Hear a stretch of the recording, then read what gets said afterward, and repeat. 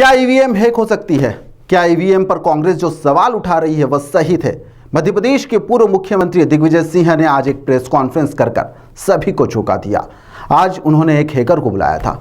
Hacker के साथ में यहां पर उन्होंने ईवीएम हैक कर भी दिखा दी। एक बार फिर ईवीएम को हैक करने का जो मुद्दा है वह कांग्रेस के द्वारा उठाया गया है। उन्होंने कहा कि आरोप नहीं लगा रहा हूं, हेराफेरी हो रही है। उन्होंने कहा कि 30 से 40% वोट जो है उसमें फेरबदल किया जा सकता है। दरअसल आप सभी को याद होगा कि 1.5 महीने पहले चुनाव हुए थे जिसमें 3 राज्यों में भाजपा ने पूर्ण बहुमत से प्रचंड जीत करते हुए सरकार बनाई थी और इसके बाद में ईवीएम पर सवाल उठे थे। पूर्व मुख्यमंत्री दिग्विजय सिंह ने गुजरात से आए हुए अतुल पटेल के साथ में ईवीएम को हैक कर दिखाया है। बचते बचते यहां पर उन्होंने दावा भी किया कि ईवीएम हैक से 30 से 40% वोटों का हेरफेर भी हो सकता है। उन्होंने प्रेस कॉन्फ्रेंस ली थी, ईवीएम हैक कर भी दिखाई। क्या कुछ दिग्विजय सिंह ने कहा है, चलिए आपको सुनाते हैं। हम इस देश को नहीं जाने देंगे। ये नैरेटिव पहले बनाते हैं।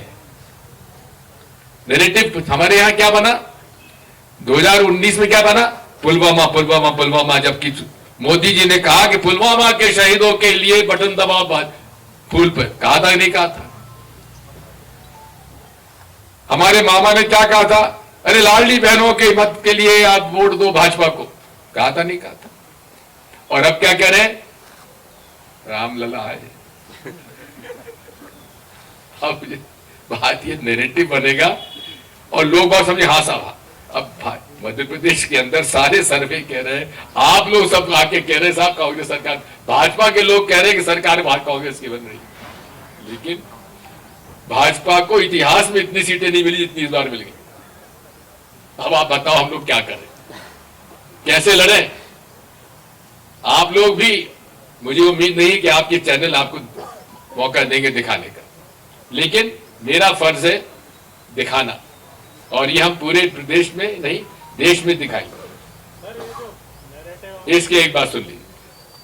इसलिए साथियों, ये हमारा लक्ष्य है। हमें ईवीएम के वीवीपैट पर भरोसा नहीं है। हमें माननीय चुनाव आयोग के निष्पक्षता पे भरोसा नहीं है।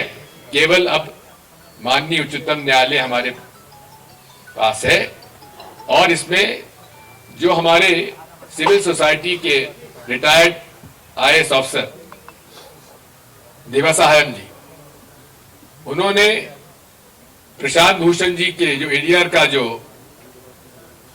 जो पिटीशन है उसमें इंटरवीनर में उन्होंने अपना दे दिया और 31 जनवरी को उसकी पेशी है। हम तो उम्मीद करेंगे, हम तो मांग करते हैं, माननीय मुख्य न्यायाधीश महोदय से मैं खुले रूप से मांग करता हूं, इसको आप गंभीरता से लीजिए और सिंगल बेंच से हटाकर आपको इसमें फुल बेंच में इस केस को लेना चाहिए, और फुल बेंच के माध्यम से ही इसके टेक्निकल एस्पेक्ट के लिए आप डे टू डे हियरिंग करिए, क्योंकि चुनाव आयोग आपको गुमराह करेगा, सॉफ्टवेयर हार्डवेयर के चक्कर में, टेक्नोलॉजी के चक्कर में डालेगा, जबकि उनके पास खुद के पास टेक्निकल टीम नहीं, उन्होंने स्वीकार किया हुआ है। और फिर वो कोशिश करके करेंगे, भाजपा के मोदी जी कोशिश करेंगे कि सरकार के टेक्नोलॉजिकल जो लोग हो उनसे आप जांच करा लीजिए। हमें उन पर भी भरोसा नहीं है, हमको किसी भरोसा नहीं है, हमको तो केवल अपने पर भरोसा है। हमको तो वीवीपैट स्लिप अपने हाथ में दे दो। हम तो चाहेंगे बैलेट पेपर से होना चाहिए। अगर बैलेट पेपर ना करके आपको ईवीएम से इतना ही प्रेम है मोदी जी, माननीय चुनाव आयोग, माननीय देश के प्रबुद्ध नागरिक, अगर ईवीएम से आपको इतना ही प्रेम है तो इसको रखिए।